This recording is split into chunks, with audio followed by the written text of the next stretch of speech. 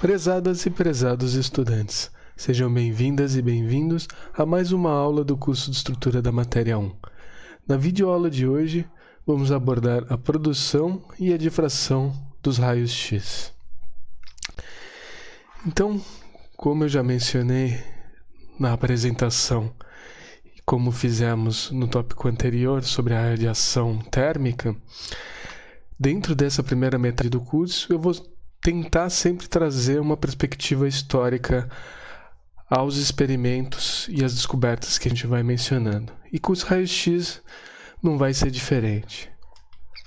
Então, o raio-x, a primeira observação dele ocorreu por Roentgen em 1895. O Roentgen já percebeu várias características desses raios, a gente vai falar um pouco sobre elas, mas principalmente a dependência da absorção com a densidade do material-alvo. E ele mesmo notou que isso poderia ser utilizado para fazer chapas radiográficas, principalmente dos tecidos humanos. Dessa maneira a gente conseguia ter uma aplicação direta à medicina. Não à toa, os raios-x em pouquíssimo tempo já estavam sendo utilizados para diagnósticos médicos. Mas esses raios, que ganharam esse nome X do mistério que eles traziam, a gente vai falar um pouco mais sobre isso, eles não serem desviados por um campo eletromagnético, e eles serem esses raios de alta penetração, eles permitiram que por volta do ano de 1912, independentemente, von Laue e Bragg tenham trabalhado em condições de refletir ou difratar esses raios. Então, von Laue notou que, devido ao comprimento de onda característico, a rede de difração apropriada para os raios X era justamente aquela que tinha a ver com uma rede cristalina, ou seja, com sólidos. A gente vai falar então um pouco da importância da difração de raios X. E o Bragg desenvolveu toda uma teoria para as condições de reflexão. São as reflexões de Bragg, onde a gente consegue ter uma construção, uma interferência construtiva entre dois raios, e a partir daí, dessa interferência construtiva, a gente tem a possibilidade da caracterização de diversos materiais. Mesmo assim, só no ano de 1915, que Duane e Hund conseguiram explicar a questão do comprimento de onda de corte. Então a gente vai abordar tudo isso com mais calma nessa videoaula. Então, antes de falar o que são os raios-x e até das suas aplicações, vamos tentar entender como eles são produzidos. Então, basicamente, a gente tem um filamento aquecido. Vocês têm que lembrar que a gente está há 100 ou mais anos atrás, 120 anos atrás, era muito típico, nessa época, você conseguir construir um bulbo de vidro em geral. Você conseguia bombear, retirar o ar, fazer um certo vácuo dentro desse material e manter ali ou um filamento, ou um conjunto cátodo-anodo, um filamento é onde você vai passar uma corrente, ou até colocar entre esses cátodos e anodos uma grade. Esse é o princípio da válvula, que foi desenvolvido logo a seguir. Então, esse tipo de aparato era muito estudado nessa época e continua sendo estudado até o desenvolvimento do transistor. Então, o que a gente tem aqui? Então, a gente tem esse invólucro, um tubo selado, existe um vácuo aqui. É claro que naquela época o vácuo era muito pior do que hoje em dia. Mas basicamente a gente tem um cátodo e um anodo, e a gente vai aplicar uma diferença de potencial entre eles. Então, no cátodo, a gente vai ter um filamento, a gente vai passar uma alta corrente aqui. essa alta corrente vai fazer com que o metal seja aquecido, né? Esse típico efeito Joule.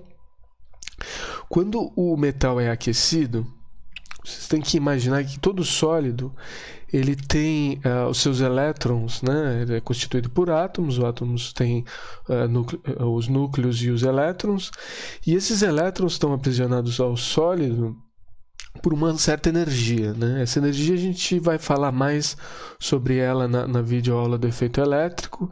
Essa energia tem a ver com o que é conhecido como função-trabalho. Mas, ignorando a nomenclatura dela, vocês têm que apenas pensar que existe uma certa energia que mantém o elétron aprisionado dentro desse sólido. Então, se eu começo a aquecer esse sólido, eu vou ganhando energia como vibração térmica, e vocês têm que sempre lembrar que um metal, né, ele tem os elétrons de condução dele igualmente espaçados sobre ele.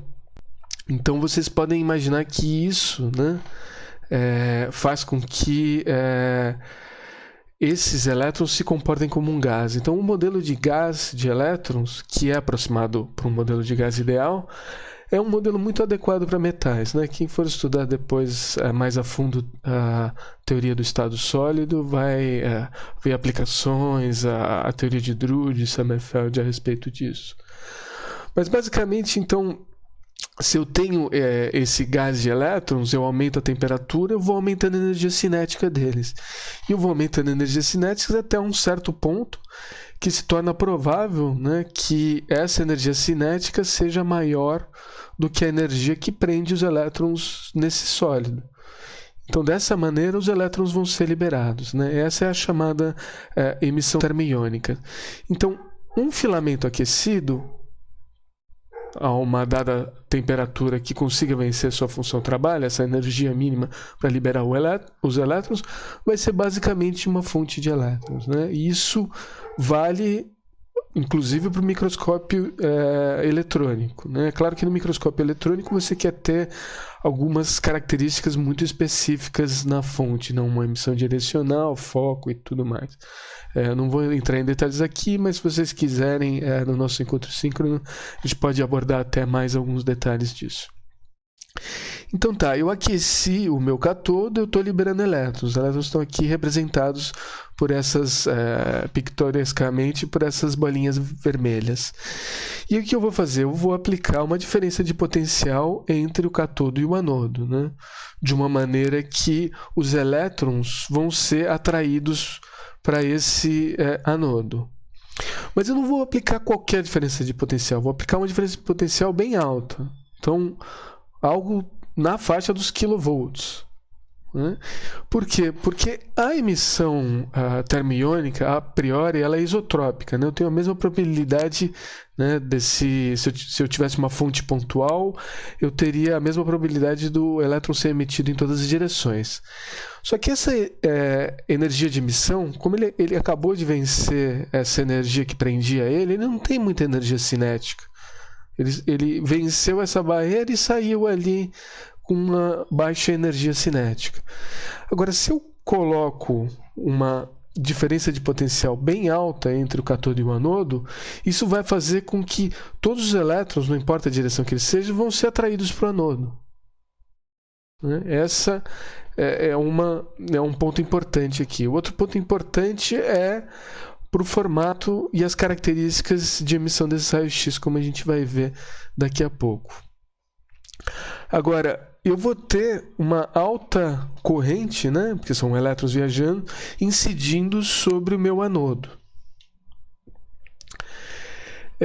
Esse anodo, então, ele vai esquentar muito, porque ele vai sofrer uma série de colisões, uma grande transferência de energia desses elétrons. Esses elétrons vão colidindo aqui com o material que constitui o anodo, né, que normalmente é metálico também. E o que acontece? Esse material vai esquentar muito por causa dessa transferência de energia. Então, é necessário, né, para que tudo isso opere de uma maneira satisfatória que a gente mantenha o ânodo resfriado. Nos equipamentos de raio-x modernos, esse é um dos custos mais elevados do equipamento, é o sistema de resfriamento do anodo, né? A gente tem a fonte, que é uma parte cara, o detetor é uma parte cara também, e o sistema de resfriamento do anodo. Então, só para vocês terem uma ideia. E aí, conforme eles colidem aqui, eles vão transferir energia, né? Eles vão ter essas colisões, né? E vocês sabem que cargas aceleradas ou desaceleradas, né? Cargas sobre uma ação de uma força, elas vão emitir radiação, né? Isso é parte da teoria eletromagnética. E essa radiação vai ser emitida na forma de ondas, né? Mas não vão ser qualquer ondas, vão ser ondas que têm um comprimento de onda num intervalo específico. Esse comprimento de onda, ele vai estar, né, hoje a gente sabe, ele vai estar na ordem de 10 a menos 11 a 10 a menos 8 metros. Né? Então, uma ordem de magnitude menor que o angstrom, né? O angstrom é 10 a menos 10 metros, e uma ordem de magnitude maior que o nanômetro, que é 10 a menos 9 metros. Né? Então, a gente tem, dentre essa faixa de 10 a menos 11 até 10 a menos 8 metros, o que é chamado de raios-x, né? E eles eram essa radiação misteriosa, né? Porque era uma radiação que era emitida desses tubos, né? Quando aqueciam um filamento, aplicavam uma diferença de potencial. Isso não se sabia, né? Que eram elétrons colidindo com um anodo inicialmente, mas sabiam que existia essa radiação emitida, e essa radiação ela é altamente penetrante. Por que ela é altamente penetrante? Porque ela é bastante energética, né? A gente viu que a energia de uma onda eletromagnética está associada à sua frequência, a frequência está associada ao inverso do comprimento de onda, então quanto menor o comprimento de onda, maior a frequência, quanto maior a frequência, maior a energia. Então elas são altamente penetrantes porque elas são uma radiação muito energética, né? Nas questões de proteção radiológica, essas são chamadas radiações ionizantes. São radiações ionizantes porque elas têm energia suficiente para arrancar, em uma colisão, arrancar também elétrons do alvo, né, e tornar o alvo ionizado. Né? Então, é esse tipo de ionização que torna elas potencialmente perigosas, né? Porque essa ionização pode levar, dentre outras coisas, a mudanças químicas locais que, num caso, né, no exemplo mais drástico aqui que eu posso dar, podem alterar, por exemplo, o DNA de um ser vivo. Então tá, elas eram altamente penetrantes, né?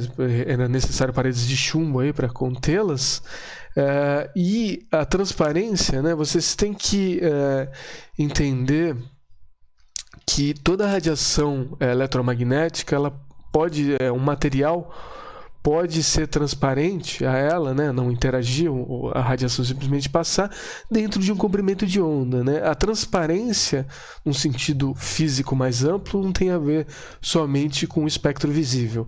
É que como a gente só enxerga no espectro visível, a gente costuma considerar o que é transparente tudo que passa a radiação visível. Mas basicamente transparente é tudo que a radiação consegue passar com mais facilidade. Né? Então, ela vai passar com mais facilidade ou menos facilidade, dependendo da densidade do meu alvo. Né? Então, quanto menos denso, mais transparente vai ser esse material. E é por isso que ela é tão boa aqui para a gente fazer chapas radiográficas, né? Então a gente está investigando principalmente ossos. Os ossos são muito mais densos, né, do que o tecido gorduroso, tecidos de órgãos que envolvem, né? Claro que a gente pode ajustar contrastes aqui e ter uma série de possibilidades no diagnóstico médico. Agora, o mistério deles, né, é que na época, né, e o nome X vem daí, Vocês têm que lembrar que essas radiações foram sendo descobertas, elas foram sendo explicadas depois, né? A gente tem raios alfa, beta, gama, delta, né? Que não se sabia, foram dando nomes a eles, né? E os raios X não são diferentes, né? Eles ganharam X de misterioso. E o mistério vinha porque se eles fossem, né, a priori, pensando uma onda eletromagnética, eles deveriam interagir com campos magnéticos e essa interação ia causar deflexões, né? Poderiam causar interações, enfim, com essas ondas. Acontece que elas são tão energéticas que os campos magnéticos, né, que eles tinham a possibilidade de operar naquelas épocas, não faziam com que ele não conseguisse alterar. E mesmo hoje, né, a gente precisa de campos magnéticos muito elevados para conseguir alterar e interagir com esses raios, né? Mas como a interação com o campo magnético era um determinante ali para um tipo de radiação, né? Principalmente elétrons, né? Principalmente esses que têm carga, né? Muito claro a interação deles. A gente vai falar um pouco da criação, da produção de pares, né? Onde a presença do campo magnético é crucial. Então, tinha um certo quê de mistério ao redor deles. Agora, se a gente olhar um pouco mais claramente, né, para esses comprimentos de onda, como eu já mencionei, esses são exatamente os comprimentos de onda que estão associados ao espaçamento, né, entre átomos num cristal, né? Então, por isso que isso vai ser uma ferramenta essencial para caracterizar cristais. E lembrando que cristal não é aquela coisa que é comumente classificada como cristais, aqueles, em comparação com vidro, né? Aquelas taças, aqueles ornamentos mais elegantes, mas cristal aqui, num sentido físico, é tudo que é um sólido e dentro desse sólido ele tem periodicidade.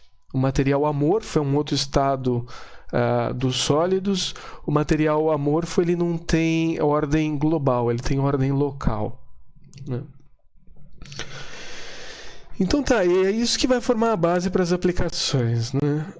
Agora vamos entender exatamente o que é isso. Então vamos olhar um espectro de emissão de raio-x. Então eu peguei esse aparato, esse é o aparato de produção de raio-x. Agora eu quero investigar, né? Eu coloco um detetor aqui.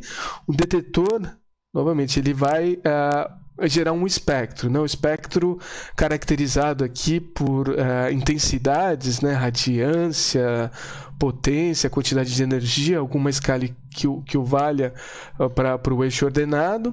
E na abscissa a gente vai ter comprimento de onda, frequência, energia. Então, se a gente olhar para o espectro de emissão, então eu coloco um detetor aqui e observo o que está sendo emitido. O que a gente vai ver é uma coisa muito peculiar, né? Então, tem duas informações muito importantes aqui, né? Então, esse é o gráfico está em comprimento de onda pela intensidade, né? São vários espectros, né? E nesses vários espectros, o que distingue eles é a diferença de potencial que eu apliquei entre o cátodo e o anodo. Então, aqui está em kV, então eu tenho 25 kV para essa curva que é mais intensa, 20 para essa um pouco menos intensa, 15 para essa menos intensa ainda e 10 para menos intensa de todas. E aí tem dois pontos importantes nesse espectro, né? O espectro pode ser dividido em duas partes, a gente vai falar de uma das partes aqui. A outra parte só é possível descrevê-la a partir do momento que a gente tem o conhecimento de como um elétron se comporta num átomo. Ou seja, isso vai estar além do escopo desse curso. Então, as duas partes são... Principalmente para 10, 15 e 20, a gente vê uma emissão contínua. É isso que a gente observa. A partir de uma certa potencial de aceleração, né, diferença de potencial, a gente, além dessa parte contínua, a gente observa alguns picos. Então, essas partes são chamadas de radiação contínua, que é o que a gente vai discutir aqui, e radiação característica. Então, a radiação contínua, ela vai depender, ou aqui mostra claramente que ela depende, né, do potencial de aceleração, né, o formato dessa curva. Ignorem esses picos aqui, mas é claro para vocês verem para os gráficos de 20, 15 e 10 kV. E além disso, né, o potencial de corte, né, que é antes de dado comprimento de onda, né, não existe nenhuma intensidade. A partir de um dado comprimento de onda, aí eu tenho minha radiação contínua, né? E conforme eu diminuo a diferença de potencial, a posição desse comprimento de onda de corte vai variando. É isso que a gente vai discutir na aula de hoje. A origem desse espectro contínuo e a questão do comprimento de onda de corte. Agora, só para mencionar, e a gente vai voltar nesses nomes, né? Essas linhas características de radiação, elas são chamadas de linhas espectrais. Elas vão depender do elemento que emite, então do elemento que é constituído o anodo, né? O anodo vai receber esses elétrons e é ele que vai estar associado com a produção de raio-x.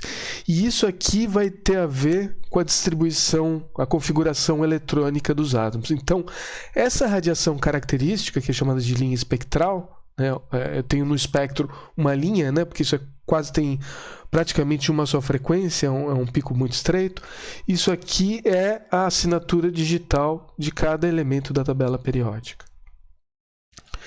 Então tá, tudo isso que eu vou falar sobre isso. A gente vai voltar a falar de linhas espectrais numa outra abordagem, quando a gente estiver falando de modelos para o átomo, mas a gente não vai descrever a origem desses espectros característicos. O que a gente vai falar é do espectro contínuo. Em alemão, né, a gente tem o von Laue aqui, né, uma grande contribuição alemã para essas investigações de raio-x. Então a gente tem um nome para isso que se chama Bremsstrahlung. O alemão ele tem esse conectivo entre palavras, né? Então Strahlung é radiação, Brem tem a ver com frear, frenagem. Então é a radiação que é emitida por causa da frenagem, né, desculpe, dos elétrons no anodo. Então, o que a gente entende do espectro contínuo é bem simples. Ele é característico desse processo de emissão, de desaceleração dos elétrons no anodo. Então, é como se houvesse colisões, né, com esses elétrons, né, do alvo, e nessas colisões, né, nessas deflexões, na verdade, que os elétrons incidentes vão tendo, eles vão emitindo radiação. Como eles emitem radiação, eles perdem energia. É um processo de colisão que a gente vai até descrever de uma outra forma, num outro contexto, quando a gente estiver falando do espalhamento Compton. Mas essa é basicamente a ideia. Então a gente tem um processo estocástico, né, que vai depender, né, das probabilidades ali de colisão, como é a distribuição disso, e qual que é a energia cinética incidente. Então, se num ponto ele transfere toda a sua energia, né, se esse elétron digamos, é aprisionado pelo alvo, isso pode acontecer por causa de defeitos e tal, ele transfere toda a sua energia, né, ele entra em repouso, ele vai emitir toda a energia cinética que ele tinha na forma de radiação. Se ele faz isso, né, a gente sabe, como eu falei, o comprimento de onda ele é inversamente proporcional à energia. Então, quanto maior a energia que ele transmitir, menor é o comprimento de onda. Então, a origem desse comprimento de onda de corte é esse processo em que existe uma única colisão que transfere toda a energia. E aí, nos demais processos, ele não vai transmitir toda a energia, então a gente vai formando um espectro. Essa é a origem do espectro contínuo. A gente não vai fazer um cálculo quantitativo disso, mas essa é a origem qualitativa. O que a gente vai falar é a questão desse comprimento de onda de corte. Então, a gente tinha dois problemas, né, com a teoria clássica, né? O primeiro é que, bom, havia essa emissão característica dessas linhas espectrais, né? E o máximo que a gente vai falar aqui é que eles têm a ver com o rearranjo da estrutura eletrônica, com transições eletrônicas, por isso que ele consegue caracterizar o átomo-alvo, né? Então existe uma ionização, processo de ionização, né? Se arranca um elétron do alvo e existe uma série de transições em cascatas que geram uma emissão característica desse alvo. Então, isso não podia ser explicado pela teoria clássica, não existia nenhuma razão para ter essa emissão característica, né? Somente se o arranjo da estrutura eletrônica fosse quantizado, que é o que acontece. E o segundo problema é essa existência aí de um comprimento de onda mínimo que é independente do alvo, né? Isso é muito difícil de explicar classicamente, né? Por que esse processo seria independente do alvo, né? Seria característico da produção de raios-x. Então, essa explicação ela vem, né, na chamada regra de Duane-Hund. Esse vai ser o chamado, muitas vezes, efeito fotoelétrico inverso. A gente ainda não mencionou o efeito fotoelétrico, mas na próxima videoaula a gente vai discutir o efeito fotoelétrico. Ele não é necessário para entender o processo, né? Eu já expliquei que é essa conversão de energia cinética na energia do fóton.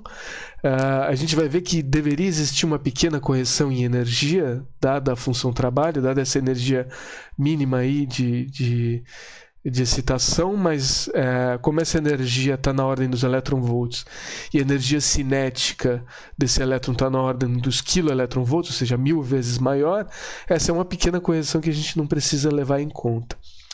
E essa regra de Duane-Hund ela é muito interessante porque ela explica a existência do comprimento de onda de corte que dependa do potencial, como a gente já viu lá nos espectros, a gente varia o potencial, a posição desse comprimento de onda varia, né? Quanto menor o potencial, maior o comprimento de onda. E a gente também acabou de mencionar que isso dependia do material, porque são só esses processos de colisão, é o Bremsstrahlung, né, que causa esse espectro contínuo. Então, o que quer dizer a regra de Duane? É isso aqui que eu escrevi. E, basicamente, o que ela diz é que a energia cinética, né, do meu elétron que foi acelerado no meu tubo de raio-x, então, a energia dele vai ser dada pela carga, a carga do elétron é E, né? Eu tenho uma força elétrica aqui causada pela diferença de potencial, um potencial elétrico. Então eu tenho que a energia cinética dele é basicamente a carga dele vezes a diferença de potencial. Então a carga elementar vezes a diferença de potencial V. Então se isso aqui for aproximadamente, né, e aqui o sinal de aproximado vem por causa dessa questão da função trabalho, mas é praticamente igual, eu posso associar a essa onda eletromagnética emitida a ideia do postulado de Planck, que ela, na verdade, ela é caracterizada, né, por essa constante, né, de Planck, né, constante que a gente discutiu na videoaula anterior, vezes a frequência dessa radiação. Então, se isso for verdade, a frequência vai ser a velocidade da luz, a gente está falando de ondas eletromagnéticas, sobre o comprimento de onda. E isso, como é uma conversão total aqui, vai explicar a origem do comprimento de onda mínimo. E aqui dá mais respaldo ainda ao significado da constante de Planck. O final, né, a cereja do bolo, vai vir justamente quando Einstein explica o efeito fotoelétrico com gás de Quanta. Mas isso a gente fala na próxima videoaula. Então, esse é basicamente o efeito que ocorre. E aí todos os outros, né, todas as outras colisões que não transfiram toda a energia vão transferir uma energia menor e vão dar origem ao resto do espectro contínuo, né? E como esse é um processo estocástico, a transferência de energia pode ter qualquer valor nessa colisão, aí a gente vai ter aquele tipo de distribuição contínua. Então essa é basicamente a regra de Duane-Hund. Agora que a gente já falou da produção de raio-x, as peculiaridades do seu espectro, a gente vai voltar um pouco na questão da difração de raio-x. Agora, a difração de raio-x, que é tópico desse curso ainda, ela tem a ver, né, com essa organização dos átomos num sólido, mas ela requer que a gente faça esse processo com uma fonte monocromática. Uma fonte monocromática significa uma fonte monoenergética. Então a gente tem que usar naquele espectro de emissão do raio-x, a gente tem que usar aqueles picos de alta intensidade, porque eles têm uma largura muito pequena e isso vai ser favorável a gente ter um feixe monoenergético. Então, como é que a gente faz isso? Em geral, elementos que estão próximos na tabela periódica têm uma estrutura eletrônica parecida, de uma maneira que, normalmente, os elementos eles vão absorver, né, a energia que é a característica da transição eletrônica de um elemento, é muito próximo da energia de absorção de um elemento vizinho ali, porque eles têm configurações eletrônicas parecidas, né? A gente não vai abordar, infelizmente, isso nesse curso, porque esse curso termina quando a gente consegue explicar o átomo de um elétron. Mas, então, esses elementos podem ser usados em conjunto, né, para ter um filtro. Então, a gente pode absorver uma série de radiações. E dessa forma, a gente tem uma radiação monocromática. Uma outra forma é utilizar um síncrotron. Um síncrotron é um acelerador de elétrons, né? Eles são acelerados num anel. O anel não é circular, perfeitamente circular, mas ele é um polígono onde cada curva é planejada para que um comprimento de onda específico seja emitido durante essa aceleração do elétron, né? O mesmo princípio que a gente falou aqui da produção de raio-x. Cargas aceleradas emitem radiação eletromagnética. Então, se a gente controlar todo em volta, a gente mantém um anel, né, com uma tecnologia que mantém ele com a mesma energia, né? A gente vai mantendo ele com a mesma energia enquanto ele circunda o acelerador. Em cada curva eu consigo produzir luz numa radiação característica. Aí normalmente existem várias estações dessas dedicadas a raio-x, aí divididas naquele espectro que eu falei. E aí nessas estações experimentais a gente vai ter uma radiação muito monocromática, muito monoenergética, porque tem a ver com essa curva, nas propriedades da curva, e muito intensa, né? A fonte tem muito brilho, né? Brilho é intensidade por tempo. No Brasil, a gente tem 2 aceleradores, né? Um está em construção, finalizando, ele já está sendo operacionalizado, é o Sirius. Ele fica em Campinas, o outro também fica em Campinas. E esse primeiro síncrotron foi o primeiro síncrotron do hemisfério sul, né? Até antes da Austrália, África do Sul terem os seus laboratórios de luz síncrotron. O Brasil foi pioneiro nisso. Então o Brasil conseguiu desenvolver muita tecnologia associada aí ao aço, às condições de vácuo, né? E hoje o Sirius é para ser a fonte mais brilhosa em termos de luz síncrotron do mundo. Então a gente está na vanguarda se a gente conseguir que o investimento em pesquisa se mantenha. Então essas são as 2 fontes. Então, se a gente incide essa fonte monocromática, né, num sólido, a priori a gente vai ter espalhamento em todas as direções, mas dada, né, a possibilidade de existir um arranjo periódico, né, entre os átomos que constituem esse sólido, né? A gente pode caracterizar ele por vários planos cristalinos, né? Esses planos, cada um vai ter uma distância interplanar característica. Se a gente tem toda uma condição satisfeita geométrica, aqui de ótica geométrica, a gente vai ter uma interferência construtiva. E esse é o ponto-chave para a gente ter difração de raios-x, né? Então vamos olhar como isso funciona e eu vou dar um exemplo de tipos de espectros obtidos num equipamento de raio-x e o que é possível fazer com isso. Então tá, essa ótica geométrica basicamente se transfere na chamada condição de Bragg. Então, ela está representada aqui de uma maneira bem simplificada, né? Claro que a gente vai ter geometrias e simetrias muito mais complexas em sólidos, né? A gente tem várias classes e vários grupos cristalográficos. Ao todo são 256 formas possíveis, né? Com ainda a possibilidade de ter diferentes ocupações nos seus pontos de simetria, mas eu não vou entrar em nenhum detalhe disso. Isso é conteúdo de um curso de estado sólido, em um curso de laboratório de raio-x. Mas a ideia base, para vocês entenderem a importância dessa técnica, é que se eu tenho dois, vamos imaginar a coisa mais simples possível, eu tenho um sólido constituído por um só tipo de átomo, né, um só elemento, e eles estão arranjados periodicamente aqui, né, eu tenho duas linhas disso, né, então eu tenho uma distância simétrica entre todos eles, né, um sólido, né, uma estrutura organizada, né, com organização global, mais simples possível que a gente pode ter. Existe só um espaçamento e um elemento constituinte, né? E esse espaçamento, né, eu chamo de D.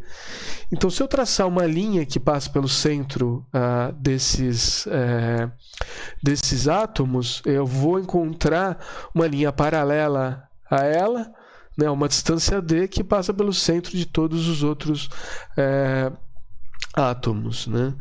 Então, o que vai acontecer aqui é o seguinte: a gente vai ter uma condição de interferência, né? Se incidir um raio-x, ele for refletido num átomo, né? E também incidir, paralelo a esse primeiro raio, um segundo raio-x que é refletido no átomo que está na camada posterior, né, a uma distância interplanar, né? Então isso seria um plano, claro que é só uma linha aqui, essa representação é bidimensional, e esse seria outro plano, então a gente teria a distância interplanar entre os planos cristalográficos. Então, se, né, a diferença, né, entre as distâncias percorridas desses dois raios-x for tal que eu tenho um número inteiro de comprimentos de onda, eu vou ter uma interferência construtiva, porque eles vão chegar na mesma fase do meu detector, né? Então aqui eu tenho a fonte, aqui eu tenho o detector. Então, se vocês levarem isso em consideração, né, eu vou colocar um ângulo θ de incidência, né? A incidência aqui é dada em relação ao plano, né, cristalográfico. Então, se essa distância aqui é D, essa diferença de caminho percorrido, né, é D, é a projeção disso na direção do raio-x, e isso é D seno θ. Né? Então, ele vai ter que andar D seno θ aqui e D seno θ aqui. 2D seno θ é a diferença de percurso entre o raio-x que está sendo espalhado nesse átomo de baixo e o raio-x que está espalhado no átomo de cima. Então, se 2D seno de θ for igual a um número inteiro de comprimentos de onda, eu sei que os meus dois raios-x vão chegar em fase. Essa é a condição de Bragg, e essa que dá a condição de reflexão. Então, existe uma série de maneiras de medir esse sólido, né? Porque aqui eu tenho só uma distância interplanar entre eles, né, por um ângulo em específico de incidência, mas o que eu posso fazer é varrer esse ângulo de incidência, e aí sempre que eu tiver uma condição, né, de interferência construtiva, eu vou ter um pico no meu espectro, né, e esse pico vai satisfazer a condição de Bragg. E aí, é claro que se eu vou aumentando a complexidade do meu material, eu vou tendo espectros bem mais complexos. Então, antes de olhar um desses espectros, e a última coisa que eu vou fazer na videoaula de hoje, eu só vou comentar que existem diversas maneiras de você alterar, né, o ângulo θ. Né? Num equipamento de raio-x convencional que tem na maioria dos laboratórios de raio-x ou de caracterização de materiais, o que a gente vai ter é uma geometria que se chama Bragg-Brentano. Então, a minha amostra fica fixa e eu tenho um braço mecânico que move conjuntamente a minha fonte com o meu detector, de uma maneira que eles fiquem sempre ao mesmo ângulo θ da superfície, né? Essa geometria é chamada de Bragg-Brentano, é uma das geometrias mais utilizadas e que vocês comumente vão encontrar nos equipamentos convencionais de raio-x, equipamentos chamados de bancada, apesar de que eles são do tamanho aí, digamos, de um armário, né? A outra condição, né, se eu tenho um síncrono, eu não consigo mexer o síncrono, então eu tenho que mexer a amostra, né? Então eu tenho outra opção, girar a amostra, né? E rotacionando a amostra enquanto eu meço, né? E a terceira e última opção, que vale para os dois casos, também que facilita a identificação, em vez de eu colocar só um cristal único, eu posso macerar a amostra até que ela vire um pó. Esse pó, na verdade, são vários microcristais, né? Então cada um vai ter um plano em que ele foi clivado, né? A direção cristalográfica preferencial em que ele se separou do resto. Então, se eu deixar esse pó, né, espalhado e rotacioná-lo enquanto eu faço as medidas de raio-x, aqui seja na geometria Bragg-Brentano, ou seja colocando num capilar e rotacionando isso num síncrono, né? Essa segunda geometria ela é chamada de Debye-Scherer. Se eu faço isso, eu consigo obter um espectro de difração, né? E um espectro de difração, ele é dessa maneira aqui. Então, aqui eu estou dando um exemplo, né? Esse é um material de interesse aqui, essa é uma coisa que eu trabalhei, é uma solução sólida, né? A gente varia, né? Um fosfato, a gente varia de um fosfato que é puramente lantânio até um fosfato que é puramente praseodímio, passando por várias composições, estequiometrias, né? Isso é chamado uma solução sólida, porque eles formam sólido. E eles têm uma estrutura razoavelmente complexa, a estrutura é monoclínica, né? Os 3 eixos que descrevem ela, 2 deles formam um ângulo reto, o terceiro não forma, né? E além disso, eles têm vetores, né, que os lados, né, dessa minha célula cristalina, eles não são iguais, eu tenho 3 lados diferentes.